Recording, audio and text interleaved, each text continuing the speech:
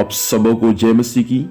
मैं जीवित परमेश्वर को धन्यवाद देता हूँ। परमेश्वर पिता ने बीते रात्रि को संभाला, प्रियो इस सुंदर दिन को दिखाया है। मैं परमेश्वर पिता को धन्यवाद देता हूँ। आइए मेरे साथ में आज की सुबह परमेश्वर के वचन को पढ़ सकते हैं। नीति वचन की पुस्तक उसका 17 अध्याय उसका 5 पद यहाँ ऐसा लिखा है, जो निर्धन को ठट्ठों में उड़ाता है वह उसकी कर्ता की निंदा करता है, और जो किसी की विपत्ति पर हंसता है वह निर्दोष नहीं ठहरेगा। परमेश्वर पिता इस वचन के माध्यम से हम सुबह को आशीष दे। प्रियो, यहाँ पर 5 पद में 2 बातें दिया गया। पहला, जो निर्धन को ठट्ठों में उड़ाता है, और दूसरा, जो किसी की विपत्ति पर हंसता है। हम पहला सीखेंगे, जो निर्धन को ठट्ठों में उड़ाता है वह अपनी कर्ता की निंदा करता है। प्रियो, इस बातों को ध्यान दीजिए। जो निर्धन है, या जो गरीब है, या कंगाल है, या लाचार है, जो कोई उनको ठट्ठों में उड़ाता है, या जो कोई उनको निंदा करता है, या उनको तुच्छ समझता है, उनके बारे में परमेश्वर का वचन में लिखा है कि वो व्यक्ति स्वयं अपने परमेश्वर की निंदा करता है या अपने कर्ता की निंदा करता है। कई बार ऐसा होता है, जो कंगाल है, या जो दरिद्र है, जो विधवा है, या जो निर्धन है, जिनका आगे पीछे कोई नहीं है, कई बार हम उनको देखकर ठट्ठों में उड़ाते हैं, कई बार हम उनकी निंदा करते हैं। प्रियो, इस बातों को ध्यान दीजिए। भले जो निर्धन है, जो कंगाल है, या जो विधवा है, उनका भले आगे पीछे कोई नहीं है, लेकिन उनका परमेश्वर है जो हर समय उनको देखता है। इसलिए वचन के अनुसार किसी निर्धन को आप ठट्ठों में ना उड़ाए। सर्वशक्तिमान परमेश्वर स्वर्ग में बैठे हुए हर चीज को देखता है।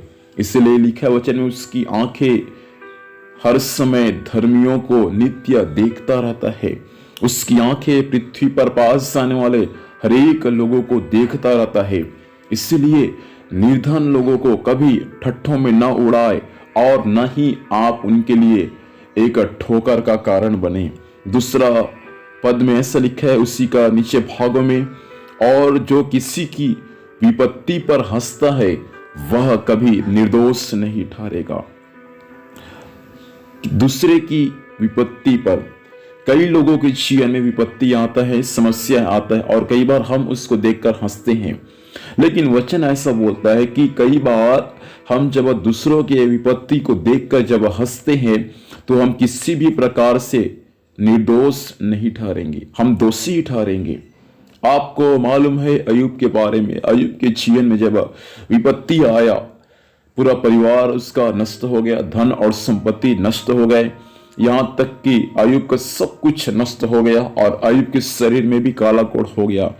लेकिन उसका जो मित्र लोग हैं, वे लोग अय्यूब को ठट्ठों में उड़ाए, उसके विपत्ति पर हंसे, और आगे उनके साथ क्या हुआ ये सब बात आपको मालूम है।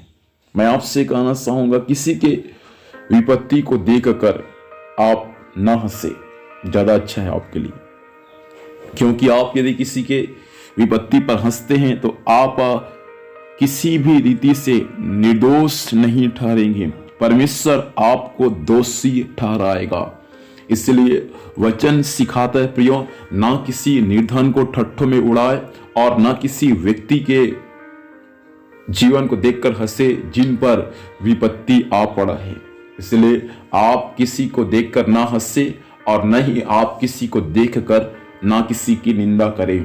इसलिए प्रभु का वचन आज की सुबह हमसे यही करना चाहता है कि हम किसी निर्धन को देखकर, जो हमसे लाचार है, जो गरीब है, जो कंगाल है या निर्धन है, कभी हम इसको देखकर ठट्ठों में ना उड़ाए, और न ही किसी के विपत्ति पर हम हंसे। क्योंकि हम यदि दूसरे के विपत्ति पर हंसेंगे, कल वही विपत्ति हम पर भी आ जाएगा। इसलिए ना तो किसी का निंदा करें, और ना किसी के विपत्ति को देखकर हंसे। प्रभु चाहता है कि जैसा वचन कहता है वैसा ही हम वचन के अनुसार अपना जीवन को व्यतीत करने वाले बन जाए। आंखों को बंद करेंगे और हम प्रभु से प्रार्थना करेंगे। अनुग्रहकारी परमेश्वर पिता जी, हम यीशु के नाम से आपके पास आते हैं प्रभु। इस वचन के अनुसार हर एक को आशीष है प्रभु जी। कोई किसी निर्धन का मजाक न उड़ाए प्रभु, और न ही कोई किसी के विपत्ति में हंसे प्रभु। देखकर ऐसा अनुग्रह को प्रदान करें। आज के दिन हर एक लोगों पर आपकी बड़ी आशीष हो, बड़ी अनुग्रह हो प्रभु। सहायता कर, आज के दिन में संभाल, स्वर्गीय सुरक्षा दे। जहाँ भी जाएंगे जाने आने में सहायता कर, हर कार्य यीशु के नाम से सफल होने पाए। धन्यवाद, आपने प्रार्थना सुना, यीशु के नाम से मांगते हैं, आमीन। प्रभु हम सबको आशीष दे, सबको जय मसीह की। Praise the Lord.